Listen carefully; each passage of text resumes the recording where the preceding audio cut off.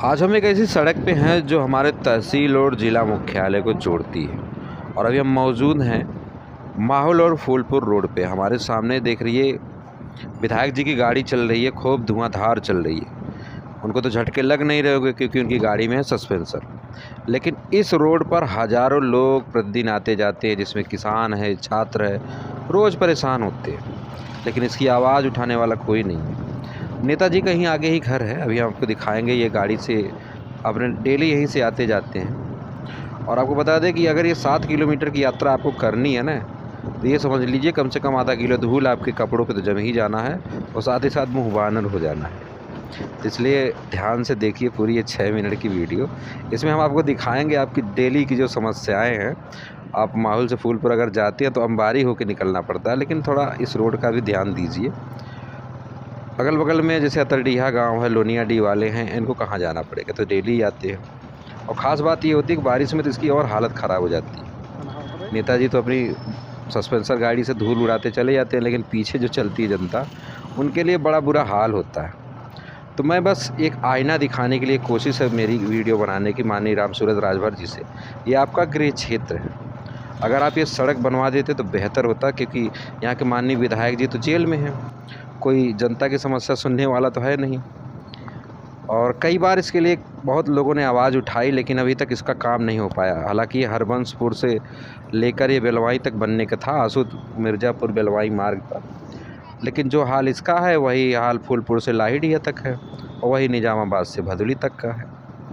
तो कई बार के प्रयास के बाद भी अभी तक ये सड़क नहीं बन पाई है। हमने लोगों के यहाँ के लोगों से बात की, उनकी शिकायतें सुनी। छात्र और आम जनता दोनों इस हालत से परेशान हैं।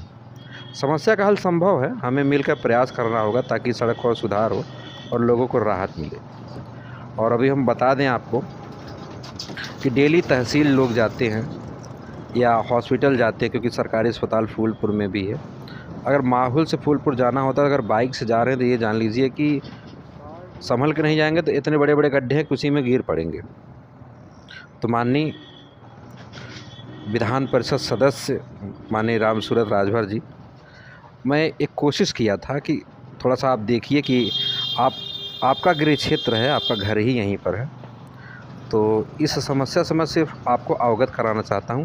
अगर आपके प्रयास से ये हो जाएगा तो जान लीजिए कि आपका बड़ा नाम होगा, और मैं खुद इसके कवरेज करने में खुद आऊँगा और दिखाऊँगा कि हाँ, आपके प्रयास से ये संभव हो पाया है। तो इसलिए आपसे मेरी गुजारिश है, प्लीज़ इसका सुधार करवा दीजिए। मुझे डेली आना जाना होता है, मुझे ही नहीं, आप देखिए मेरे सामने जो ट्राली चल रही है, और बस एक अगर गाड़ी आ गई तो मुझे उतरना पड़ता है। गड्ढे तो इतने बड़े बड़े हैं कि ये जान लीजिए कि गाड़ी का शॉकर लीक हो जाता है, बच्चों की साइकिल की चैन उतर जाती है, उसी में गिर के चोटिल हो जाते हैं।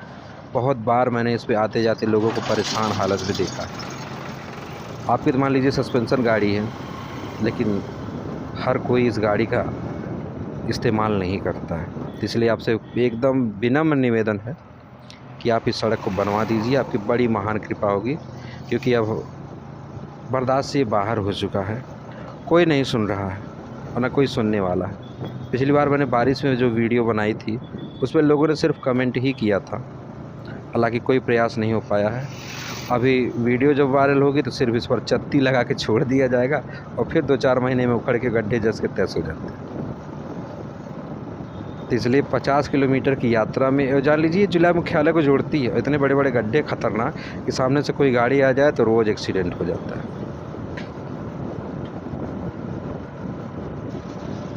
दोस्तों, आप सभी से गुजारिश है कि इस वीडियो को ज़्यादा से ज़्यादा शेयर करिए, क्योंकि देखिए जनप्रतिनिधि या कोई अधिकारी इस पर संज्ञान नहीं लेता है, और हम ही आप लोगों को, आम जनता को ही इस पर चलना पड़ता है। इस सड़क को ख़राब हुए 20 साल से ज़्यादा हो गया, लेकिन इसकी सुनवाई नहीं हो रही है। अब नेताजी अपने गांव के मोड़ की तरफ आ गए हैं और इनकी गाड़ी गई है घूम। अब ये जा रहे हैं अपने गांव मक्खापुर में, आराम करेंगे, विश्राम करेंगे, क्योंकि ये तो शीशा बंद गाड़ी में गए हैं, उनको तो धूल लगी नहीं होगी।